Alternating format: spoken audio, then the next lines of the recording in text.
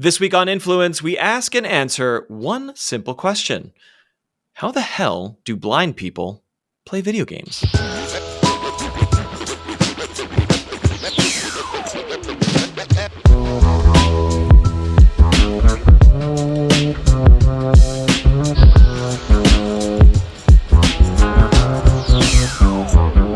Greetings, one and all. Welcome back to Influence. It's the podcast about internet creativity and communities and the people and the stuff they create that makes the internet worth worldwide webbing, let's say. My name is Matt Silverman. I've been covering internet culture for 10,000 plus years.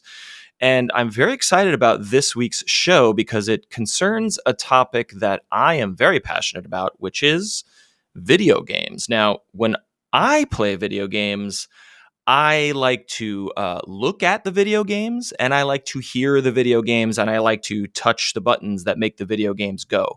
But I'm sorry to say that not everyone on the internet and in this beautiful world of ours can do all those three things. In fact, there are many people who enjoy video games who may not be able to entirely see them, or may not be able to see them at all. And then what we do there is that we enlist some heroes and some communities that make video games more accessible to everyone. And I am thrilled to have not one, as I usually do, not two, as I sometimes do, but three guests on this week's episode. This is a first for Influence, and I am about to introduce you to these guests and completely ruin their names and screen names, and then they will appear and correct me.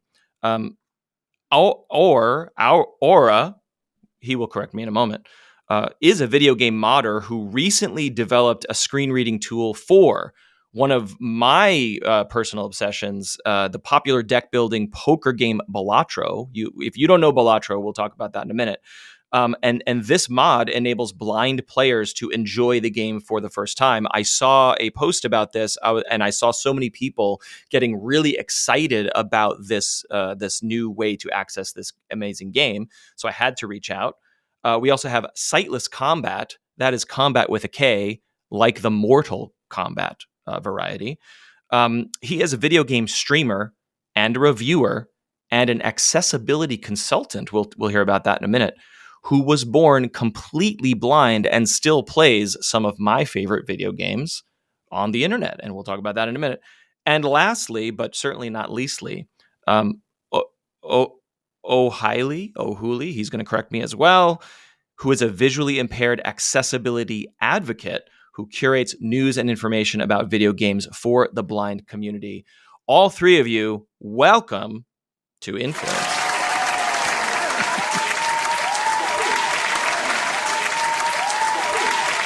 Thanks for being here. I want each of you to speak up and introduce yourselves so listeners can know who's talking. This is going to be a rousing conversation with lots of voices. So, or why don't you correct me and tell us who you are, where you're from. Yeah, so first of all, hello everyone. I'm, as I say, Aure, but anything between that and Aure or anything else that sort of resembles that name is fine by me. So Aure for listeners. I won't need to correct you all the time. That's probably easier for everyone. And I'm from Germany. I'm a math student and a programmer. Sort of mostly a programmer in my free time because I like to do those things, and I've been a modder in the Balatro community basically ever since it's been released. I've done some of the early stuff. One of the first things I did actually was add new suits, modded suits to the game, which was really interesting to do. Mm-hmm. And I'm really excited to be here today. Thanks for joining. And just to clarify for listeners, you are fully sighted. That's correct? I am fully sighted. I do wear glasses, as those of you who can't see will see.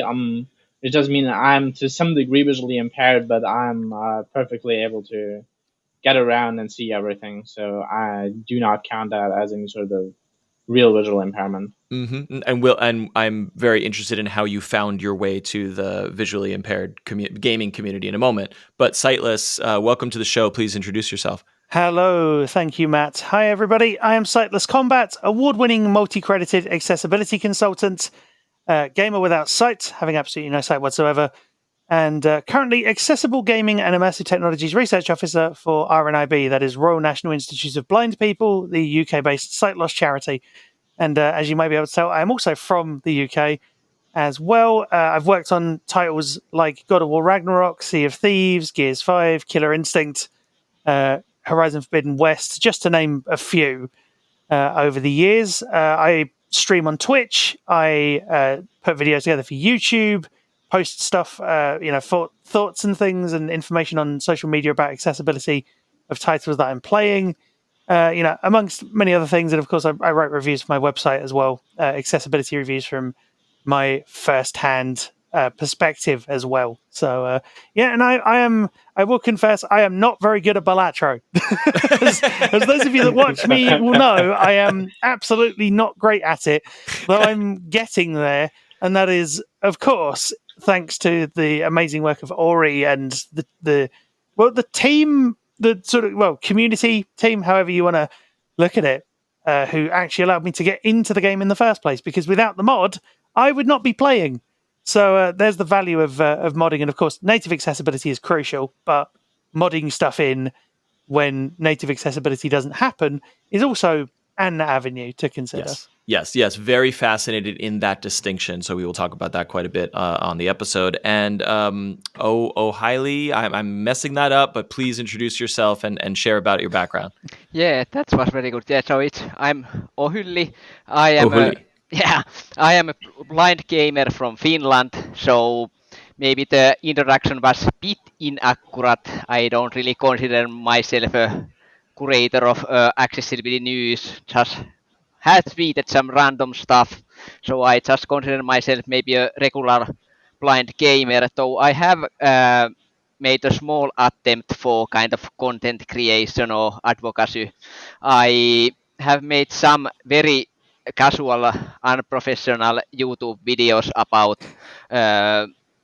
blind playable video games in Finnish, in my own language. Specifically, I wanted to do it in Finnish because I felt that in the kind of the Finnish blind community, I felt there was no kind of awareness about that video games is something that you can do, that you can play video games as a blind person. So it was specifically kind of for the blind people to kind of inform that, hey, this is something that you could do. And of course, also informing kind of sighted people, but mainly blind people. Actually, if you don't mind, I have a question for Sightless.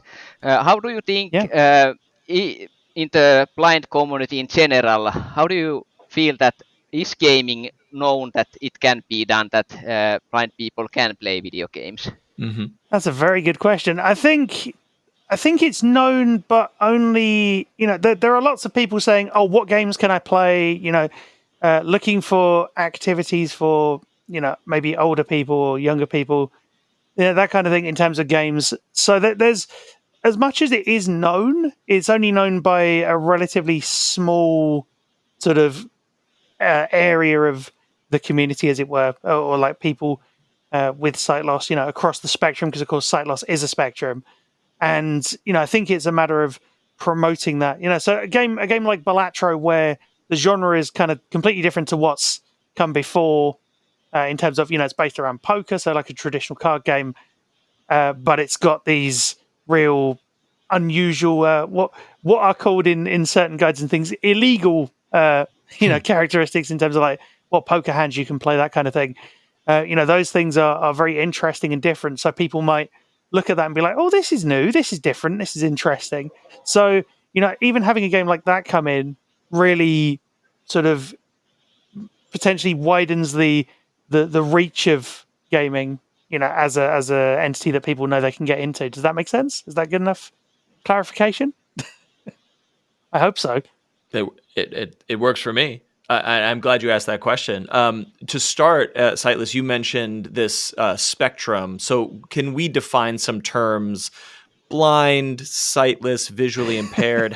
Where do these all fall? I want to make sure I am saying the right things and that listeners are following along on that spectrum. The fun part of that is it depends who you ask. Yes. So there's this. So the reason I'll clarify. I'll give an answer by giving my side of things. Mm-hmm. So I describe myself as a gamer without sight because blind, saying you're blind is often just used as shorthand for being legally blind. Legal blindness can and often does include usable and or residual vision, which in my case, I've never had.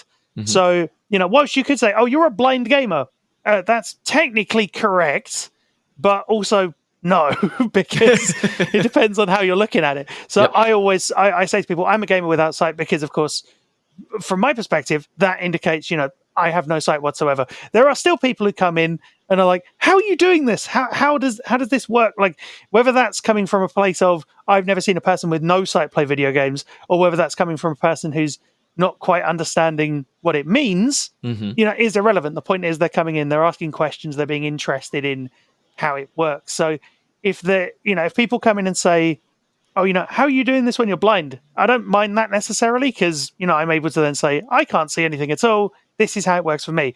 Now, of course, other people might say differently. Other people might say blind just to sort of fit in, kind of.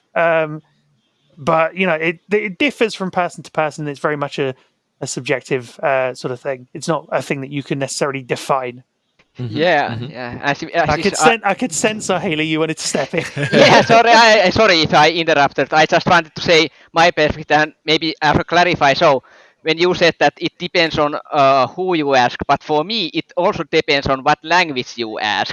If you ask for in English, I would say just I'm blind, but I have some vision, so it's good that Sightless makes the distinction. I have some very limited vision, but somehow I kind of, when I got into the international blind community, I just kind of took it that okay, people use the term blind, but if you would ask me in Finnish, I would use the visually impaired term or the equivalent Finnish term about myself. Yeah. So that's which is give us some Finnish, please. Näkövammainen. Okay. I will not attempt to follow up on that, but thank you very much. So let's set the stage here for some basics. We all connected via the World Wide Web, the information superhighway, that most of us look at text and read things on a screen, and we take that for granted. Explain to me and listeners how screen readers can parse what appeared to be complicated websites, news feeds, emails, screen, ads, all this junk that we look at on a screen, and our brains are like, get out of here, I gotta send this email. How are you parsing all this stuff on a daily basis? Well, the funny thing about web pages in particular, yes, they are visually complex, but they are still kind of course, they are machine readable stuff.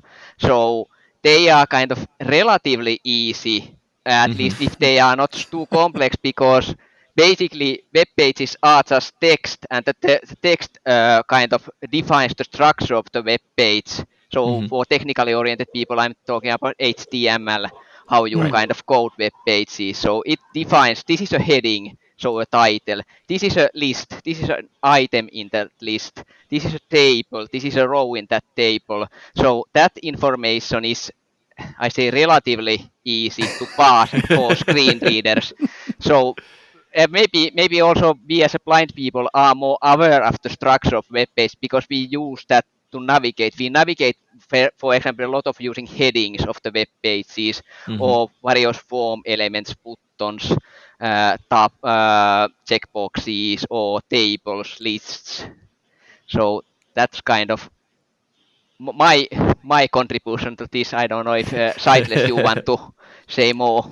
I mean, the main that was a great answer as well. The main thing about it is that a screen reader, it's not just screen readers that are used either. They essentially translate, they render synthesized speech from, text and on-screen controls when they're labeled correctly. That's the key thing. Exactly. So you can have text that is, say, a clickable element on a page, but if a person doesn't know that's clickable, then they're not going to click on it. So, that's an example. But of course, there's also Braille displays. So Braille, the sort of written, language or code or however you want to define it.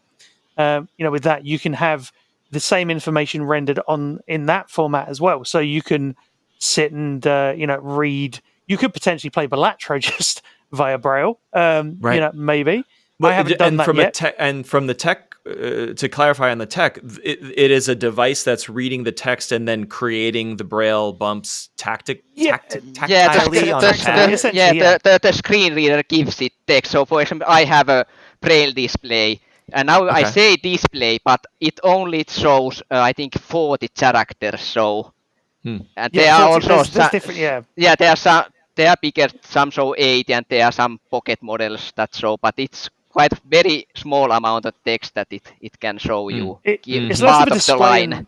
It's less of a display and more of a line or part of a line. But there are currently developments going on with graphical display. Well, kind of graphical displays whereby they are multi-line things as well. So instead of having one line of 80 characters, you might have 5 lines of 80. Those kinds of things. So, but that's an ongoing development. But so screen readers, they will speak to you in sometimes robotic voices, sometimes very natural voices. It depends on preference, but they will read pretty much a lot faster than, so say, I'm speaking right now, and this is the speed at which some people would use a screen reader. And now I'm not going to try and do an impression of a screen reader, but they read. And they read at a very fast speed because nobody can understand it. But yeah, like they read at an extreme. That's my attempted impression of a screen reader. But they can read extremely fast. And people come into my chat sometimes, and they're like, "How are you understanding any of this?" Right? Yeah, I'm getting that from colleagues in work if they somehow hear my speech in the side. I just say years of practice. I get that very well. So I actually did play a full run once with the mod with my screen turned off, and I sort of had things at a more normal speed because I'm obviously not very used to using a screen reader, so I would not understand anything or not even attempt to be able to orient myself if the screen reader would be reading this fast. So for that video, I think there will be like a clip from that later as well. Oh, probably. I was going to say we're going to show how that works for sure. And so that's shameless sort of plug at a speed that everyone can understand.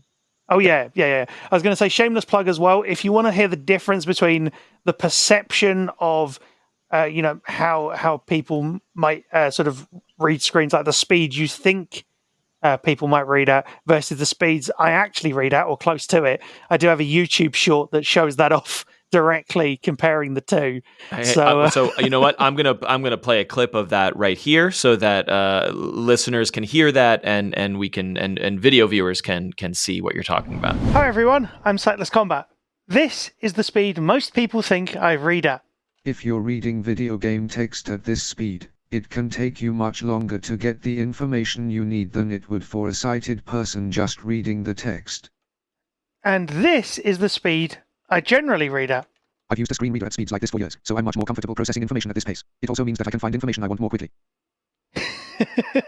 Could you understand what was said? But as you can hear, it can get a little ridiculous. But screen readers, as long as things are labeled correctly, and of course navigation is comprehensible too, just in a general level, then things can work well. But it's images. They need to have alt text, so alternative text, so descriptions.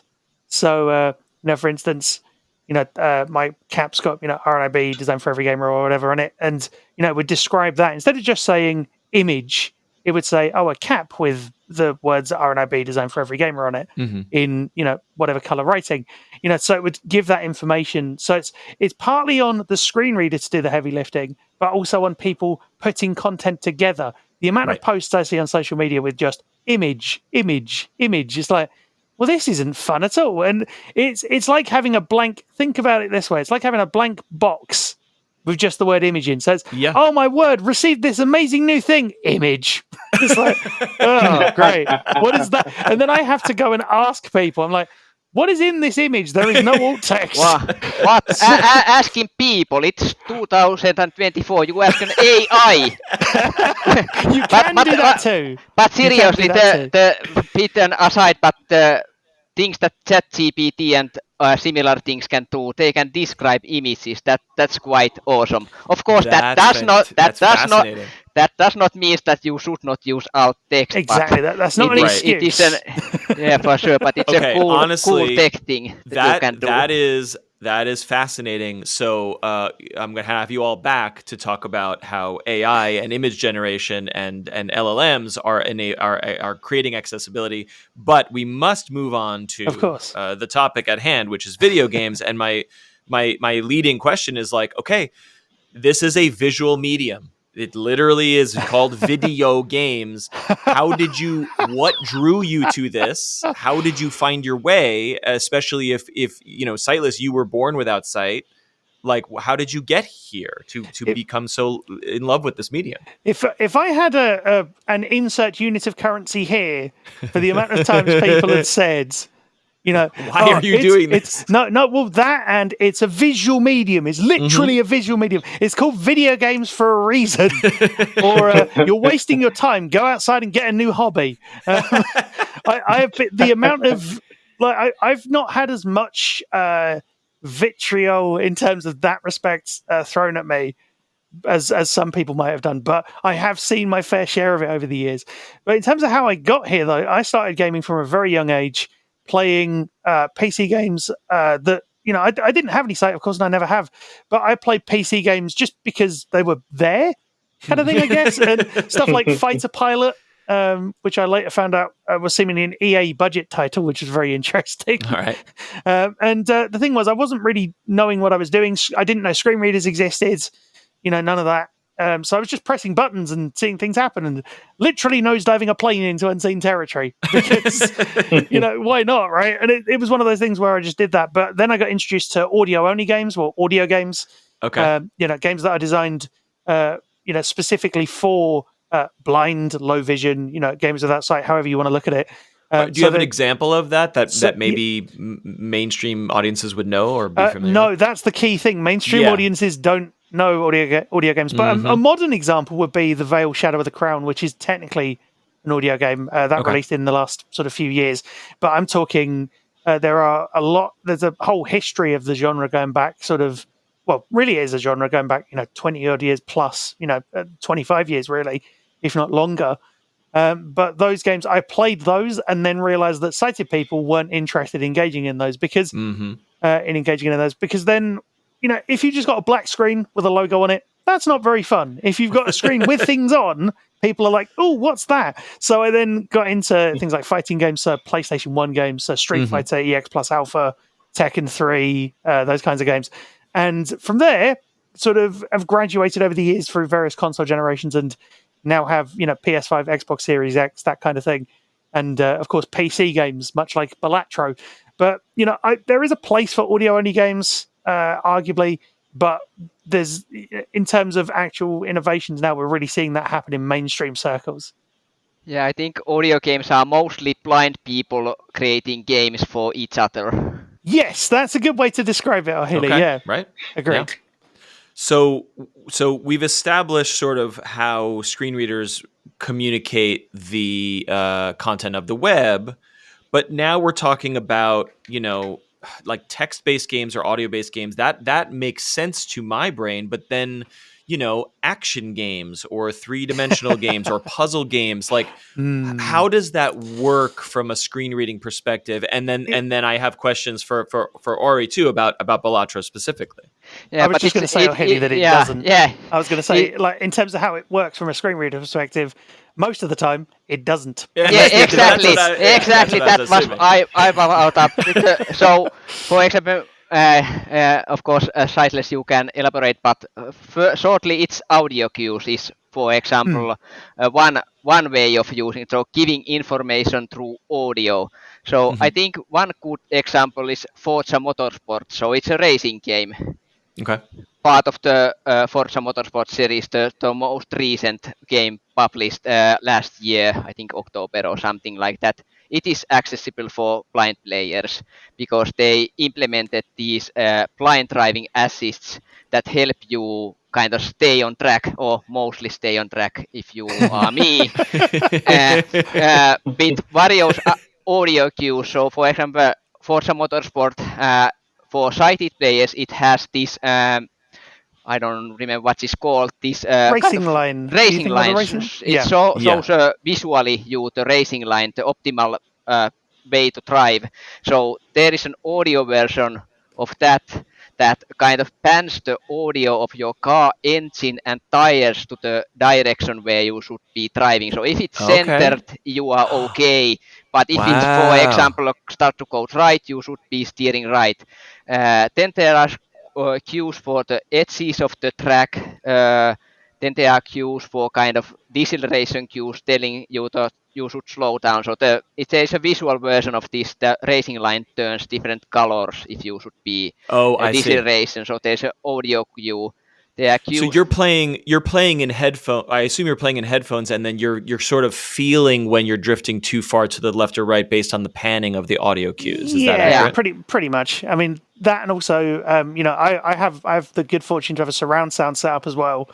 You can play it in stuff like that, but the majority of the time you're supposed to play via headphones. A different good example from a different genre, if I may, Ohylli, or unless you want to. Yeah, go ahead. A different good example for a different genre. The game isn't fully accessible, but God of War Ragnarok, if you want to look at like combat-based stuff, when you're in fights in that game. So in the 2018 game, there wasn't much in the way of audio cues, like specifically for accessibility, but in Ragnarok, they upped that, and they added in cues for unblockable attacks and attacks that you can parry. So in the optional Berserker fights, so the optional bosses in the game, there's one called Hardrafil the Callous that those of you that know me will have seen me fight a few times over the years in various formats. But the fun thing about that boss is he's got an attack that you can definitely parry, pretty much all the time. And there's a cue that comes in as the sort of wind up is happening. So where there's a visual cue, once again, where there's a visual cue, there's the information parity of the audio cue comes in. So you hear like a shing noise and you're like, okay, I've got to parry this. But the timing is still a thing you have to do because the parry cue doesn't happen, as you're meant to hit it or things like that. It happens with, let's say the attack happens like a second after. So you hear shing and then you have to parry and then, or like dodge a certain way as well, because there's a dodge cue that's on a similar level. You have to time those. But those are, there's things for like shields, when enemies have shields, when they go down. Some of that is accessibility specific, but other elements of that are just in-game anyway. And that's, showing a trend towards, accessibility by design. So you can have games where if you've taken down an enemy just by the fact that they've gone and then you hear they drop to the floor. Whereas in other games like in Last of Us Parts 1 and 2, God of War Ragnarok, you will hear what I've termed as a kill cue. So when you hit the enemy, they die, you hear the kill. You hear this sort of dong noise that is accessibility specific that other players wouldn't hear. So there's, but nowadays I feel like there's a consensus that accessibility by design needs to happen. And of course, part of that is native as well. So like adding it in during development rather than afterwards, making it a core pillar, that kind of thing. Information parity is a fascinating term that I've obviously never heard, but it crystallizes what we're talking about. So thank you for that. And then for Forza, I was curious, for Forza and for Ragnarok, are you describing native accessibility features? Yeah, they are built in. Native accessibility. Yeah, they're built in. There are some modded examples that I could also give that bit different accessibility.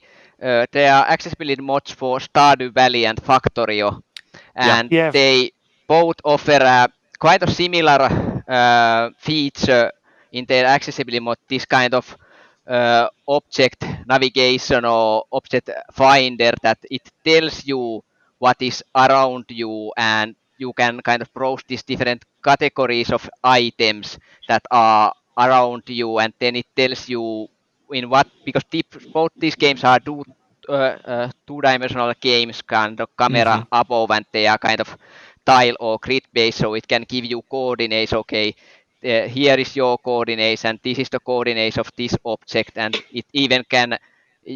Some might, even some blind people might feel this bit cheaty or not kind of exciting way to game, but they can even auto walk you to the target.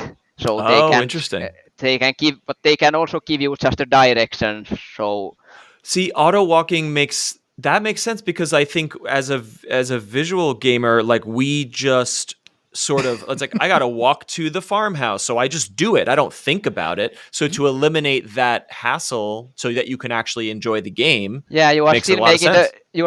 the higher level decisions. What you are doing in your farm? Will you go fishing or to the mines, or will you plant what plants? So you still are playing. You're just not maybe doing all the maybe boring. You're not details. getting bogged down by getting lost and wandering around. Yeah. But the interesting thing about that is, I'll briefly just allude to a couple of things, and then I'll try and reroute us back. Pun intended. Given we're talking about auto walking. So there's a couple of examples I do want to highlight with that. So there's Gears 5. I mean, full disclosure, I worked on this one, much like I worked on Ragnarok. So Gears 5, as part of its escape mode, which is a multiplayer mode where you have 3 people who go into a tile-based level, who then have to fight against enemies like PvE enemies, so player versus environment, so not computer controlled enemies basically. And you go through these levels, and you have to leave and basically lock the door behind you, for lack of a better way of putting it. And the game didn't launch with this accessibility feature, but what happened was they added in a feature called navigation ping escape mode, or we just call it escape ping for short. And what that actually is a directional audio cue that you can, much like Forza actually, you can follow, that indicates when you've got to do things like vault over cover, open a door. Admittedly, the system is flawed. They covered it in a blog post detailing a few of the issues that it has, things it doesn't cover. But it was great to be able to then be a part of that and kind of open up most of a mode that was previously only facilitated by people running in front of you, swinging a melee weapon around, and you just have to follow the noise as you're going forward. And it's like, this isn't fun. Whereas you see me playing Escape now, and I'm just running through. I'm like, I'm going to push. You cover me. Oh God, there's about 5,000 enemies on me. This is bad.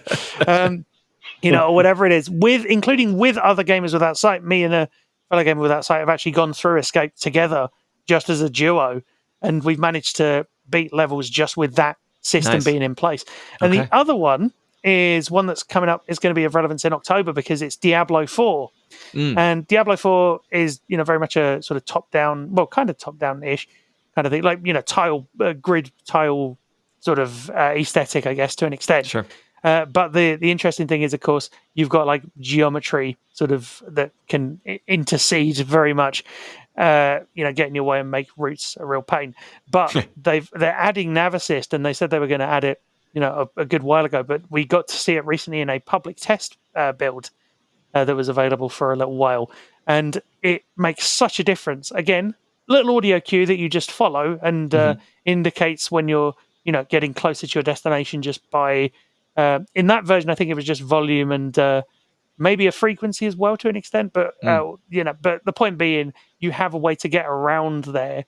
And that was amazing, being able to just run. If you say to me, "Oh, go to this place," it's not now I have to find it on the map, click it, zoom out, find the trackable thing.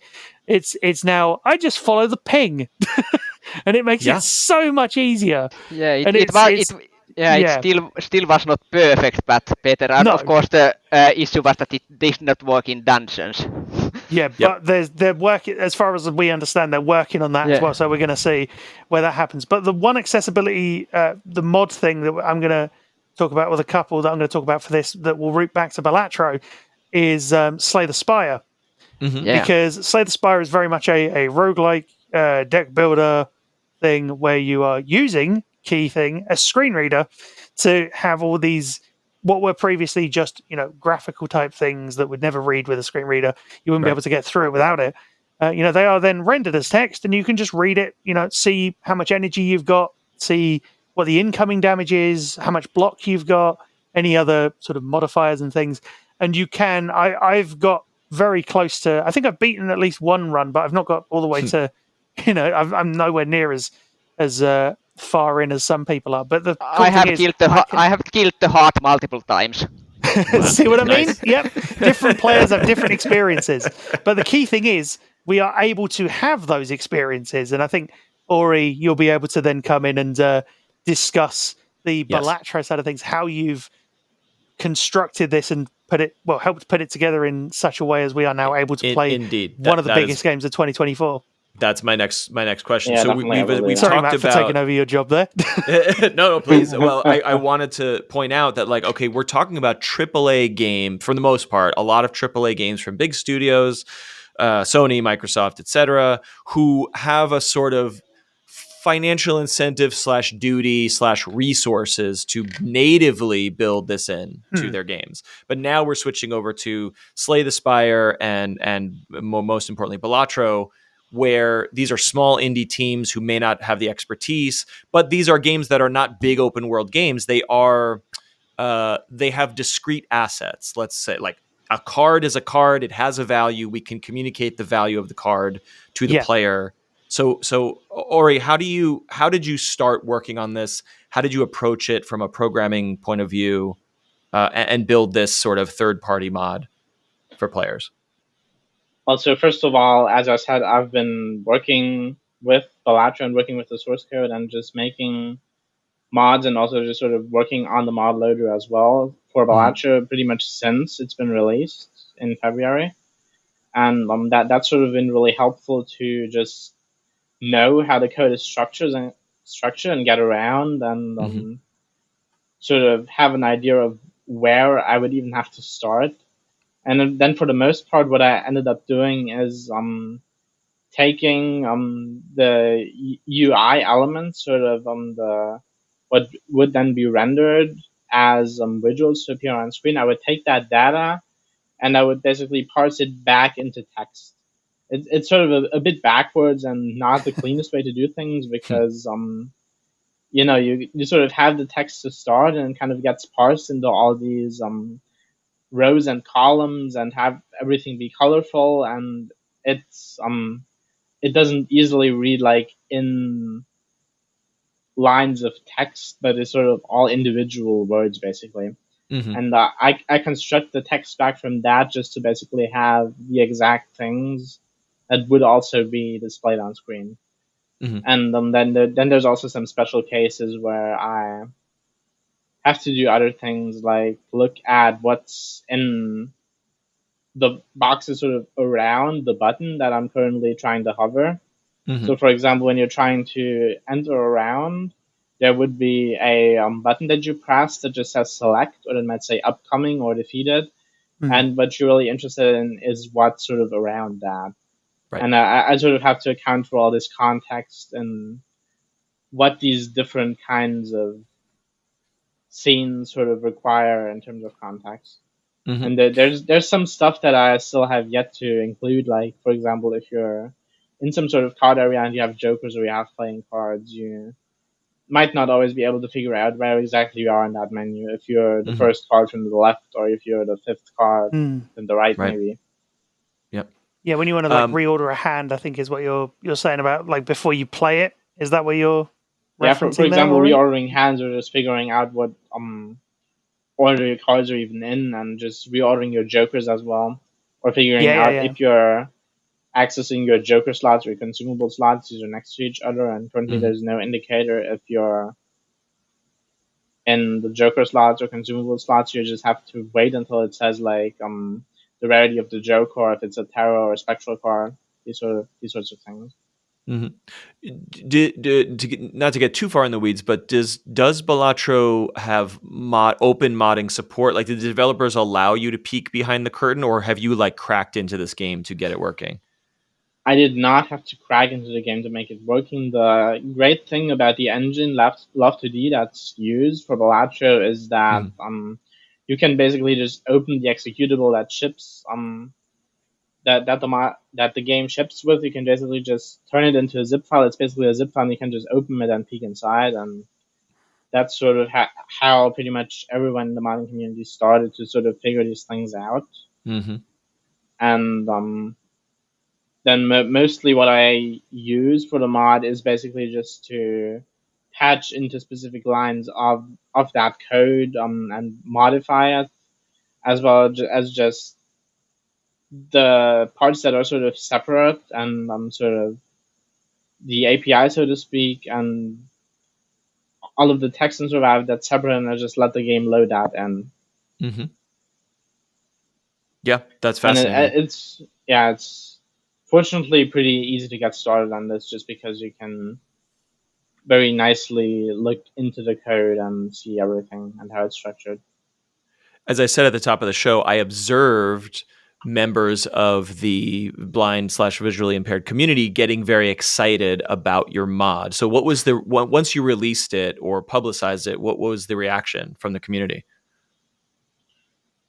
So generally, I did also hear a lot of this excitement from different people who just were really looking forward to finally playing the game after, it's been like half a year that the game's been out, and they just haven't been able to play it. And that's mostly been the response. And also, from fellow modders in the community, the response has been great. I've also had some of the other people I've worked with, I've had them join in the effort and sort of try to contribute as well. So it's really an amazing community. Also, just the modding community in general for Balatro, it's been great.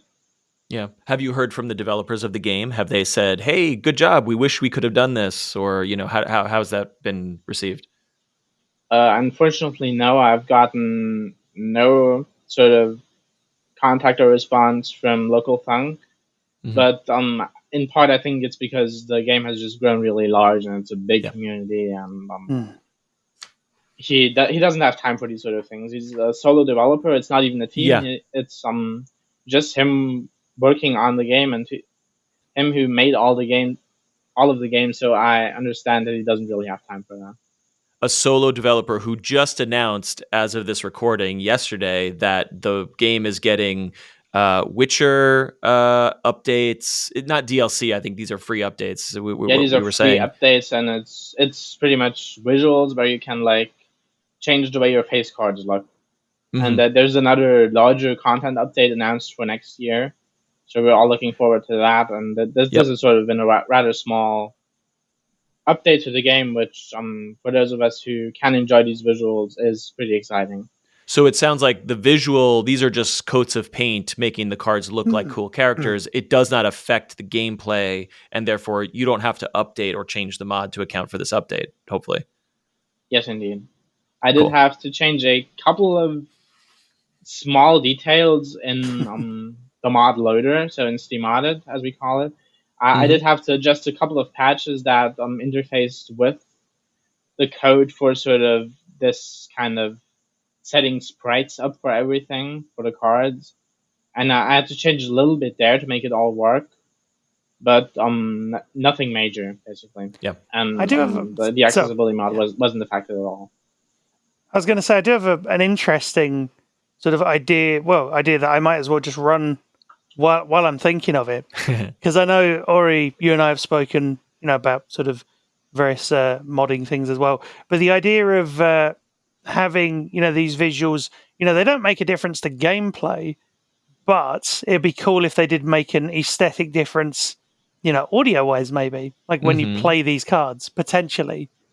It was just a thought that crossed my mind. I was just like, that could be a thing that could be done potentially, right? Maybe, possibly. Yeah, maybe that could be a thing. I'm not entirely sure as to what kind of effects they could have exactly, but maybe we can chat about that and figure something out. I mean, look, when I'm you happy play to add new stuff to the mod, obviously. When you play a king that has Geralt of Rivia on it, you got to hear or whatever, a grunt or something. I was right? thinking. Can we get I that was in there? thinking. Just it's like. just that. Like it could. There's definitely like interest there, or even just like a sword, like swoosh. Yeah, as you play it, and then when the final score comes in, you get like an extra ching noise as the. I don't know. I'm into it. Yeah, fun ideas. Yeah, I that mean could that would potentially be cool. fun. Like, I just thought I'd run it by it while the idea was in my mind. I love it. I love this real-time collaboration. We have Yeah, to take a break. I appreciate that idea. There's more to talk about, but before we break, you know what I want to do? Before we even do that, I want to play a clip of Aure's mod so that people can see and most importantly hear what happens when players are selecting cards and playing cards, and you can kind of see the mod in action. So here's a clip of that. Welcome to Balatro 1.0.1 F full. Using Black Hole version 0.3.1, Steam-modded version 1.0.0 Alpha 0813A. Press Y to start the game. Press 1 to read this message again. Queen of Hearts, plus 10 of Hearts, plus 10, 10 of Hearts, plus 10, 6 of Hearts, plus 6, 6 of Hearts, discard, suit, rank, play hand, 4 hands remaining. Flush, level 1. 35x4, play 0 times this run. Scored 324 chips this hand, 324 total. Blind defeated, balance, $4. Cash out, $3. Next round. Now it is time to take a break. And now listeners know that it's time for trivia. This is federally mandated. We have to do. Look. In which case, I'm exempt because I'm not part of the US. Look, we're all. I'm in the US. This is the most international episode I think I've ever done.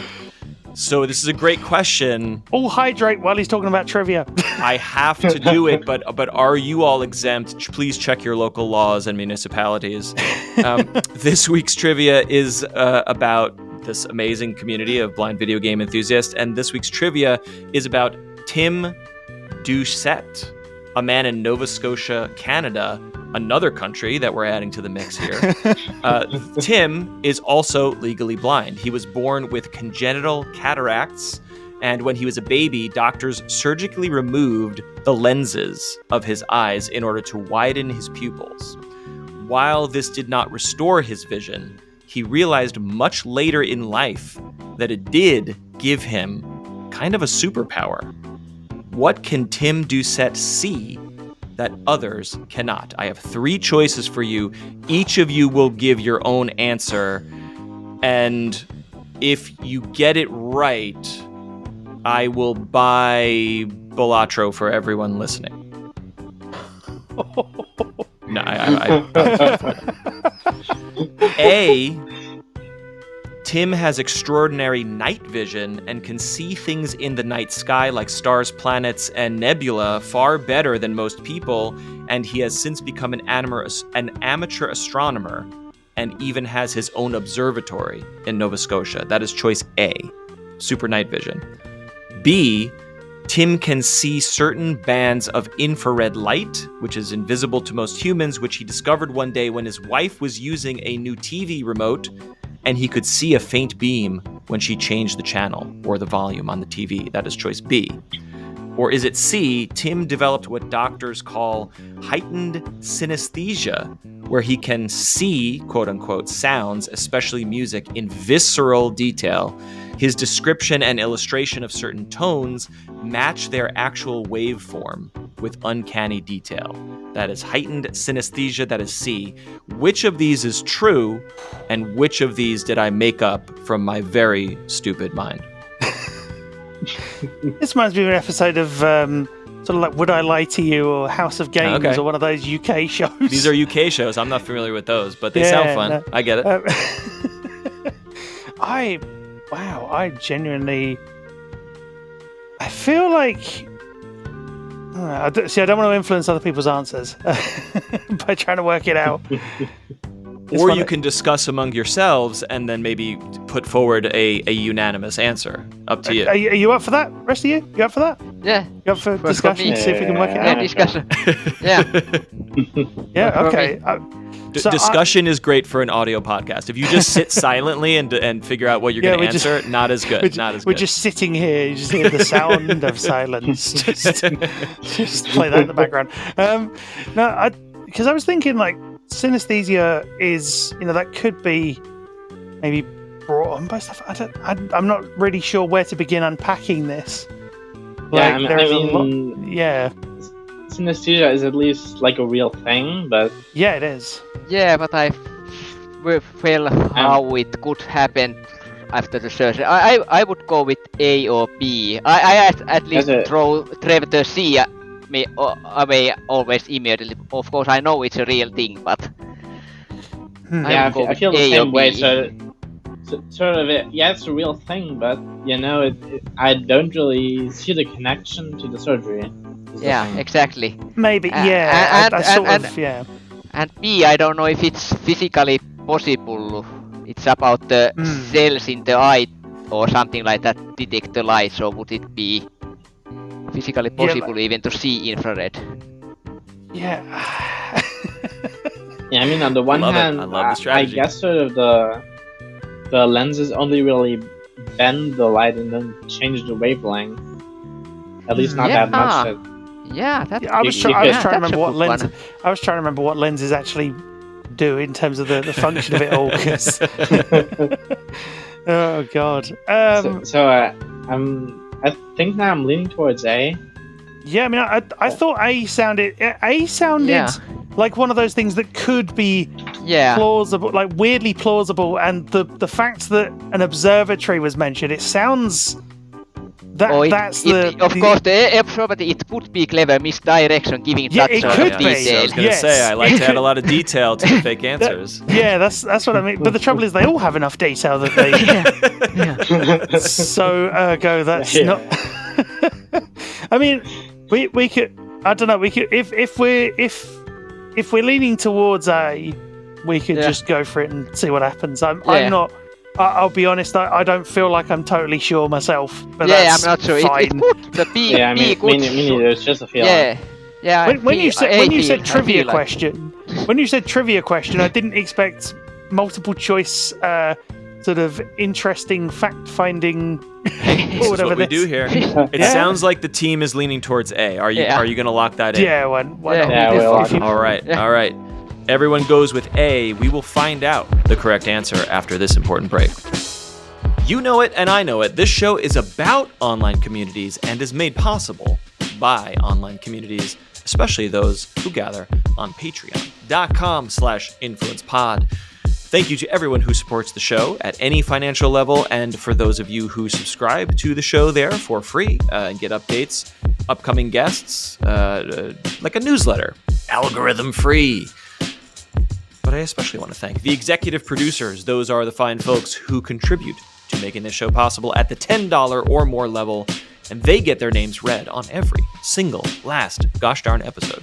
They are William Duran, Jerry Duran, Dominic Kerr, Bowie Parks, and, of course, Ken M. Thank you for the support. It means the world to me. It keeps this show running. And now I think we just have to find out if the team has answered the trivia question. Welcome back. We are talking about video games and the visually impaired and or blind and or sightless people who enjoy them with the help of community mods and native accessibility integration. We'll talk more about that in a second. But first, we have to figure out if the team has gotten the question right. Tim Doucette in Nova Scotia, Canada, was born blind, and he had the lenses of his eyes surgically removed. This gave him a superpower later in life. Was it A, extraordinary night vision that led to some astronomy hobbies? B, infrared light, he could see the infrared bands of light from TV remotes and other sources? Or was it C, heightened synesthesia, where he could visualize in his mind what sounds look like? Everyone, after some rigorous discussion, went with A. I really like the strategy. I always give guests an opportunity to change their answer if they have reconsidered during the break. What do you all think? I love the way we all kind of virtually. I get the sense that we all sort of virtually looked at each other and just went, I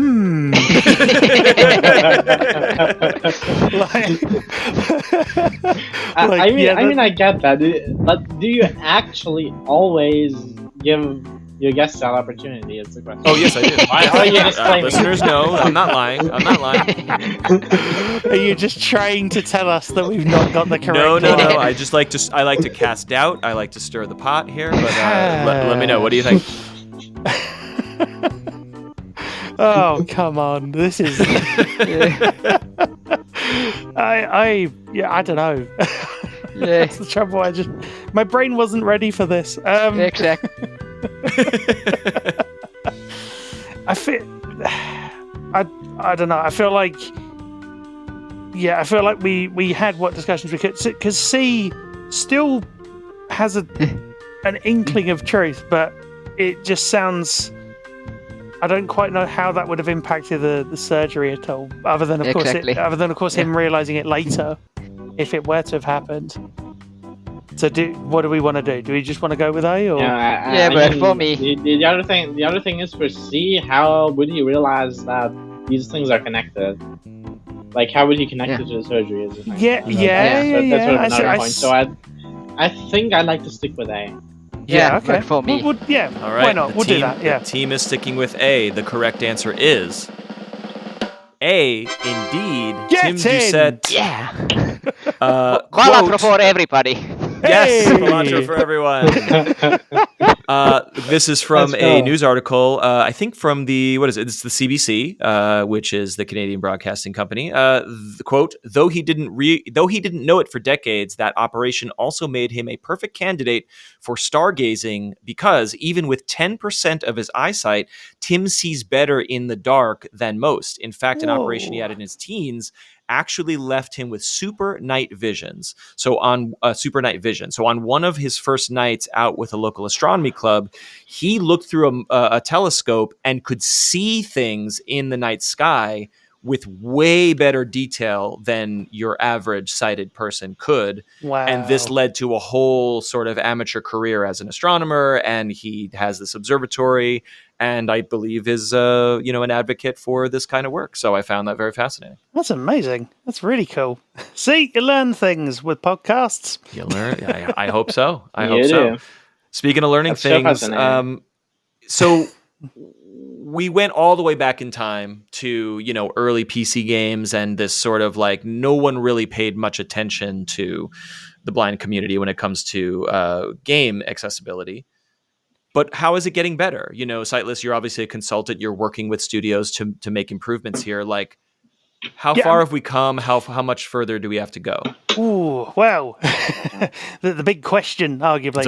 It's a broad question. It's always a good question to keep asking, I suppose, because it's a time, temporal metric, I guess, a measurement that you can then, look at in terms, as things move forward. I would say accessibility for gamers without sight specifically only really, it kind of happened in, 2018-ish. It kind of started to happen then. There were innovations before that with things like mods for Skullgirls, things like that happening, where screen reader support was added into an existing game. But things like Crackdown 3, and Forza Horizon, those kinds of games. Sea of Thieves, of course, then later had updates as well to add in narration. So it was kind of on the narration front that we started to see innovations. I mean, of course, Killer Instinct a few years before had HUD meter volume slider added in, thanks in part to my feedback.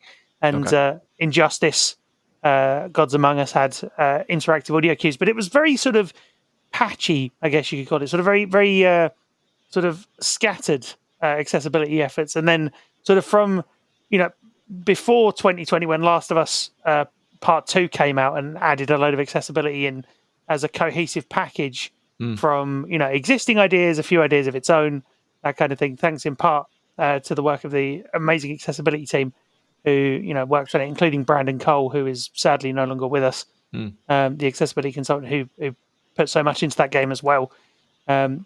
as a part I of that. did see that. Yeah, I wasn't familiar with his work, but I feel like I saw a headline about him passing. Yeah. As a part of that team, there was so much great work done to set a bar for the industry to reach and surpass. That's what I've always said. It's a matter of accessibility.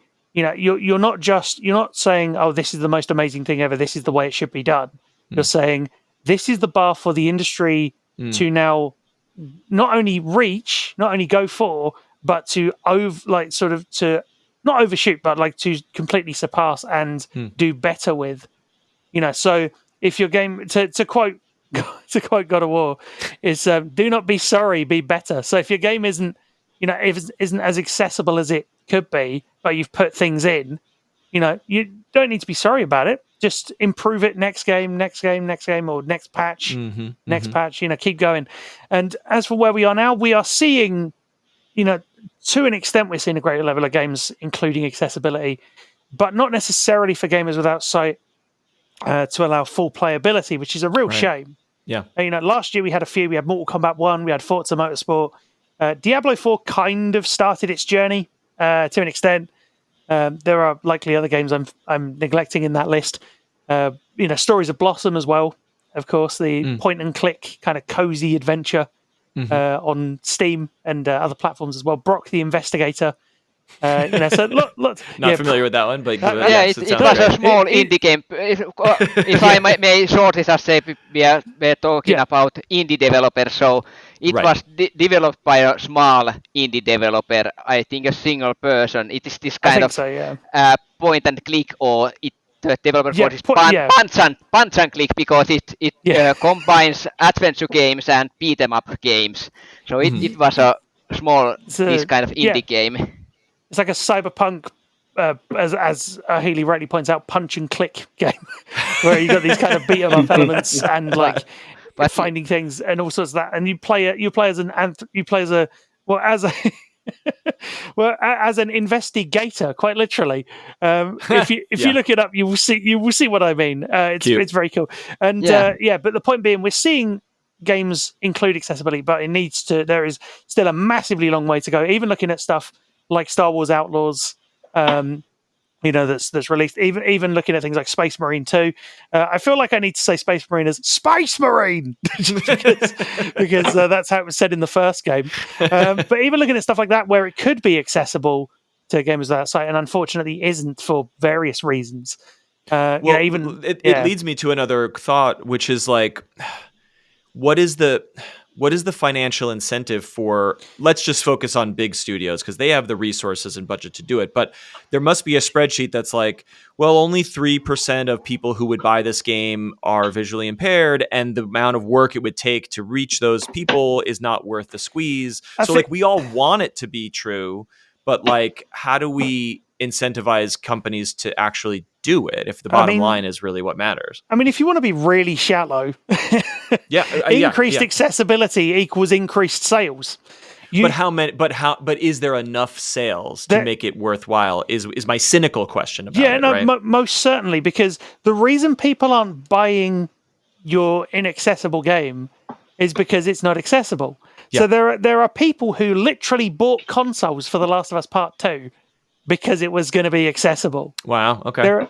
And if that doesn't tell you, I mean, there are other examples as well. Forza, stuff like that. Mortal Kombat 1. There are people buying copies on multiple platforms. I've bought Mortal Kombat 1 on multiple platforms myself.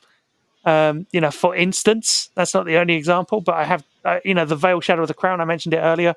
That's from a comparatively small team, and I bought that game, at least twice, because I could and because I knew I was going to be able to play it. If I know I'm going to be able to play a game, I will shell out for, the super ridiculous Collector's Ultra HD Hypermax edition. Like I have in my display cabinet off camera, I have statues for The Last of Us Part 2, for Marvel's Spider-Man 2, which doesn't have full accessibility, but it has a lot of accessibility.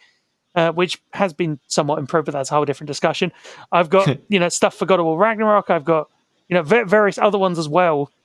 Even games that have started on their accessibility journey and I've had the fortune to work on, and I want to support those studios. So stuff like Horizon Forbidden West, where, it's the the only PS5 game, to my knowledge, to have co-pilot where 2 controllers can act as one. Oh, wow. In the game itself. This was before Assist Controller, which kind of does the same thing, but in a local-only setting was released, whereas the Horizon implementation works over the internet as well. So you and I, for instance, Matt, could play the game together, even across, the pond, to use the phrase. And so meaning, depending on your accessibility requirements, I could move Aloy and you could shoot the bow. That's precisely what we do on stream. You tell me when to shoot. You tell me when we've lined it up. I will take the shot. Cool. Or you say to me in, say, Jedi Survivor, if we set it up with Parsec, which is a remote piece of software for online gaming, and remote work. If you told me, okay, we're going to wall run, double jump into a grab, into a slide or whatever, then you would say, and go, and I would put those inputs in, and that's just due to, having worked with people on stream to do similar things over many years. This sounds like a really fun way to play the game, even for sighted people. It's such a cooperative way to play a single player game. It's really cool. I'd be up for a further discussion on that. I have been not in stream, but I have been playing some games with sighted friends as a co-op. Well, actually not as involved as Sightless does, making controller inputs. But for example, I have played Divinity Original Sin with sighted friends, kind of making the decisions together, or playing Civilization with sighted friends, something like that. So that has been kind of this kind of co-op experience for a single player game. The thing is, if you add the features for people to play, people will play.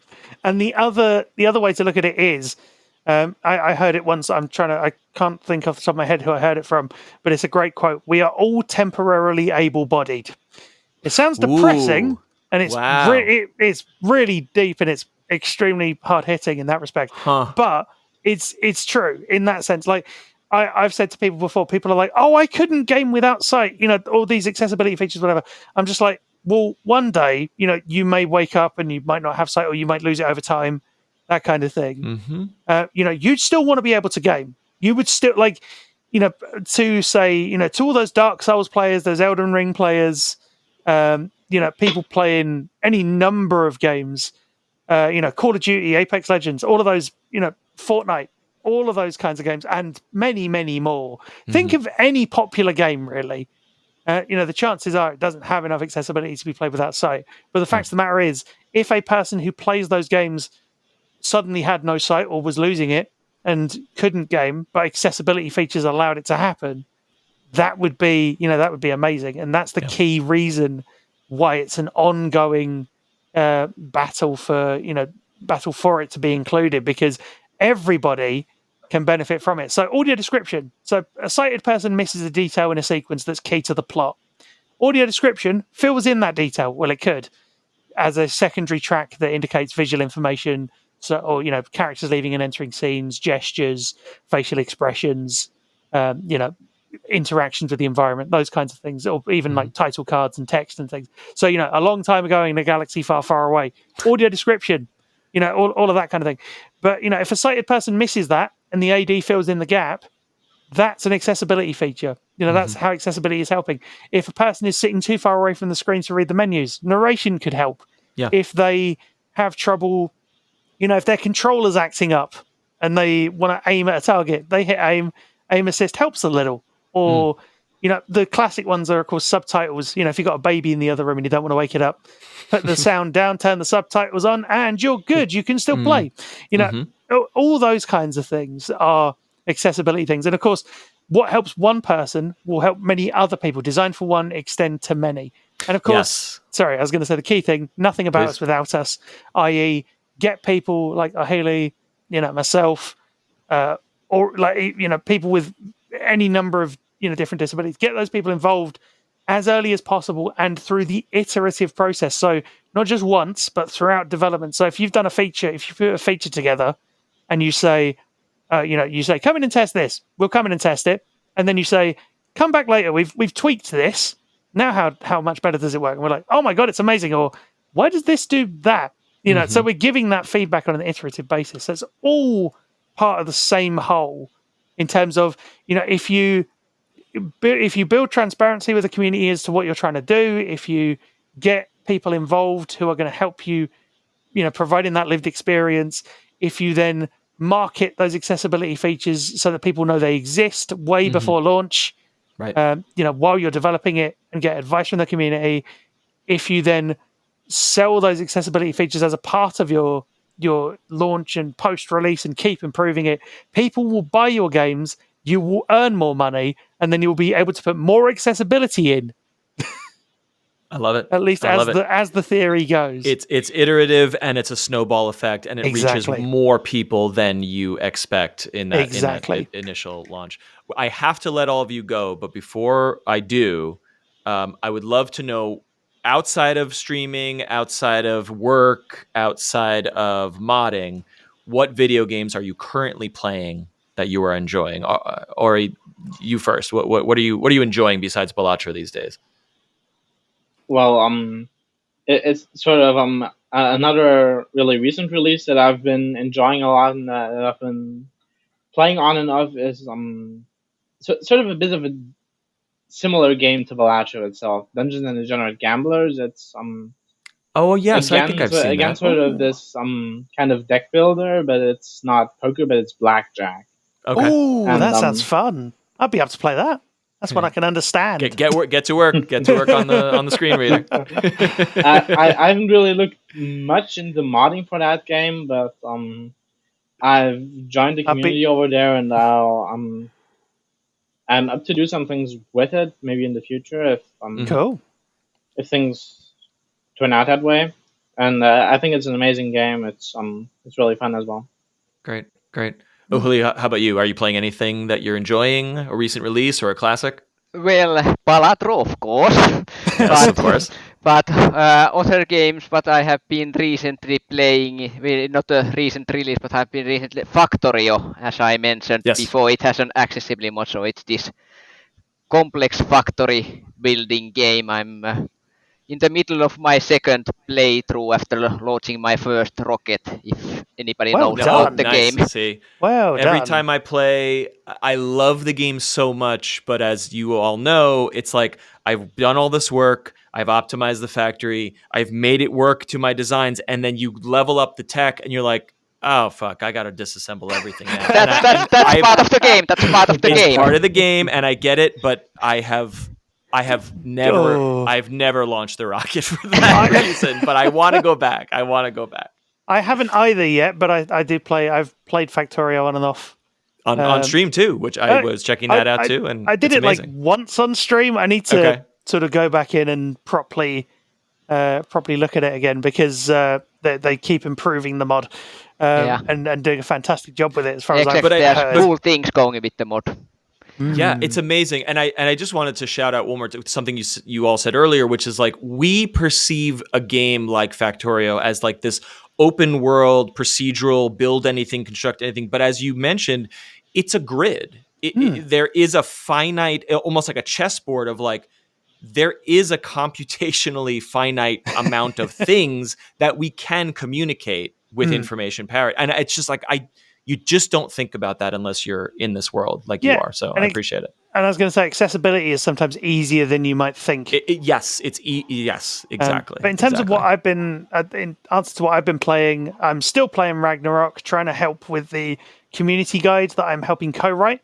Trying to make sure that's all consistency checked. The next phase, as of the time of this recording, is due for release soon because the PC port is also coming out soon.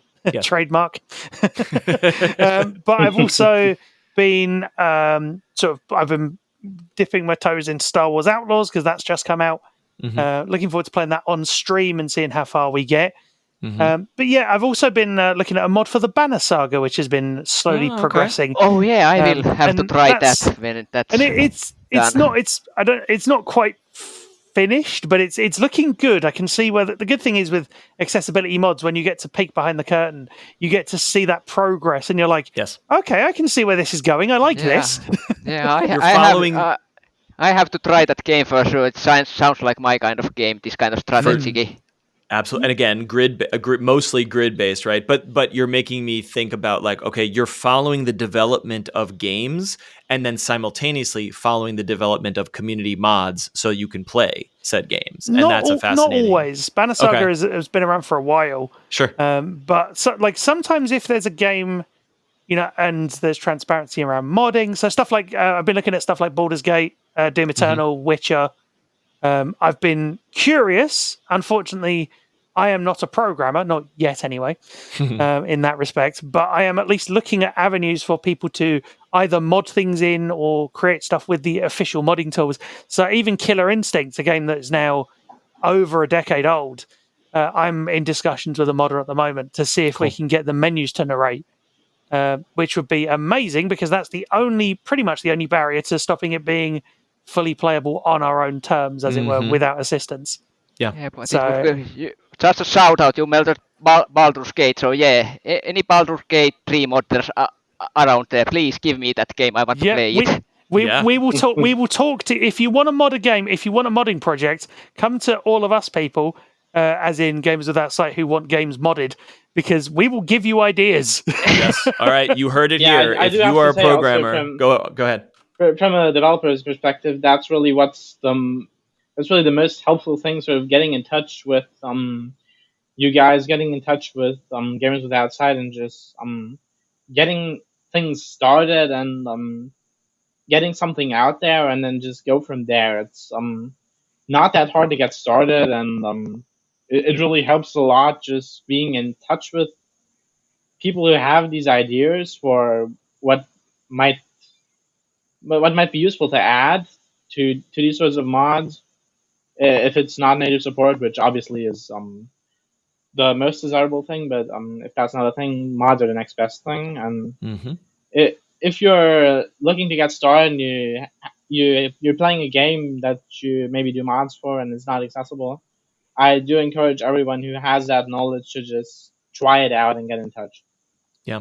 I love it. This is what this show is about. This is what the internet is for. You've teed up my final question. If people want to follow your work or get in touch or, hey, maybe actually collaborate on modding or accessibility, where can people find you?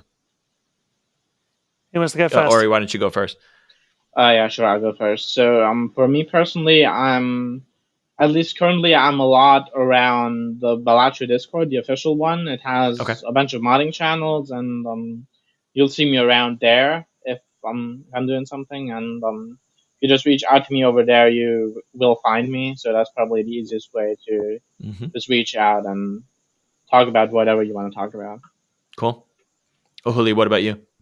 Well, I'm not super active online, so I am in various blind Discord communities about gaming, and then I have a Twitter. I'm not active there really. And then, as I mentioned, I have the YouTube channel where I have done some videos about playing games as a blind person, but they are in Finnish, and well, one word of Finnish nearly broke everybody, so it's very very dangerous material. So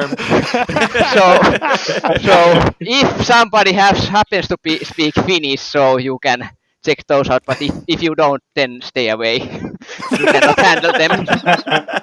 You are the first guest on this show who has said, "Hey, where can people follow you? Do not follow me. Stay away. Do not talk to me." I love it. That is great. Sightless, what about you? Yeah, so if anybody wants to find me and if anybody wants to have a chat about accessibility from my perspective, you can find me on Twitter, Twitch, and on YouTube as well as SightlessKombat. That is SightlessKombat. You can also email me at hello@sightlesskombat.com, spelled the same way as my handle was spelled previously. But also you can find my website as well at www.sightlesskombat.com. And if you want to find out what RNIB, my employers do, you can go to the RNIB's. You can go to RNIB's Design for Every Gamer page. That is rnib.in/design for every gamer. And you can, of course, email gaming@rnib.org.uk for any related inquiries you want to throw their way as well. Amazing. Every single link that was just said will be in the video description and the show notes. And thank you all for being my triple guests on Influence. This was a very inspiring and educational conversation. Thanks for your insights. Thank you so much for having us. Yeah, thanks for having me. Yeah, thanks for having us. I gotta say, the only thing I love more than video games themselves, besides my family, my children, my beautiful wife, blah, blah, blah, I love them too, but I think it's video game communities, the people, the forces that make games more fun, games more collaborative and social, thanks to the information superhighway, and of course, making games more accessible through community collaboration, modding, information sharing, as you just heard. People coming together to say, my experience is this, my experience is this. I thought this was perfect, but it's not. How can we make it better? It happens in all sorts of dimensions on the old interwebs. But as a video game enthusiast myself, I follow it very closely, and I'm really excited about this episode and the work that's being done here, and also the innovation that's happening in the actual industry itself. It's very important. So, as usual, you are part of this show. You make it happen with your comments, feedback, questions for guests. By connecting with me, you are thusly connecting with the guests themselves and suggesting new ones to me all the time. And so I would like you to send an email. influencepod69@gmail.com. Discord, where discussions of upcoming and recent episodes are always occurring. discord.gg/influencepod. If you're an audio-only listener and you have Sight, like myself, and you would be interested in viewing a video version of this podcast, it is there day and date simultaneously with parody to the audio version over at youtube.com/@influencepodcast. And, patreon.com/influencepod is the place where you can just subscribe to the show algorithm free. You can get ad-free versions of the show, and you can get updates on upcoming guests and submit questions for guests and all that good stuff. Thanks for supporting this work, and thanks for subscribing, listening, hitting and or smashing various like and subscribe buttons. And as always, please remember to be kind and rewind your podcasts when you're done listening.